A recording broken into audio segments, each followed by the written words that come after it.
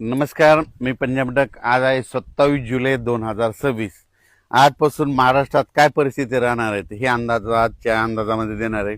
तर सर्वप्रथम आज 27, 28 आणि 29 तारखेपर्यंत तुम्हाला एक सांगू इच्छितो, जे वंचित जिल्हे आहेत, वंचित पावसामधून जे वंचित राहिलेले, सोलापूर जिल्हा, बीड जिल्हा, नांदेडचा काही भाग, त्याच्यानंतर परभणी जिल्ह्याचा काही भाग, त्याच्यानंतर इकडे नंदुरबार जिल्हा. तर ह्या जिल्ह्यातल्या म्हणजे 5 जिल्ह्याला सांगू इच्छितो की परभणी जिल्हा, नांदेड जिल्हा, धाराशिव, सोलापूर आज म्हणजे दुपारनंतर म्हणजे दुपारपर्यंत ऊन पडेल, पण दुपारच्या नंतर 3-3:30च्या नंतर मग काय होणार आहे, काळोखुट्ट आभाळ येईल आणि मग ह्या 5-6 जिल्ह्यामध्ये जवळपास 27, 28 आणि 29 तारखेपर्यंत अर्ध्या घंट्याचा 1 तासाचा जोराचा पाऊस पडणार आहे, म्हणून हा अंदाज लक्षात घ्यायचा आहे. त्याच्यानंतर मग राज्यात आता परिस्थिती कशी राहणार आहे, तर राज्यातल्या सर्व शेतकऱ्याला सांगू इच्छितो की सर्वप्रथम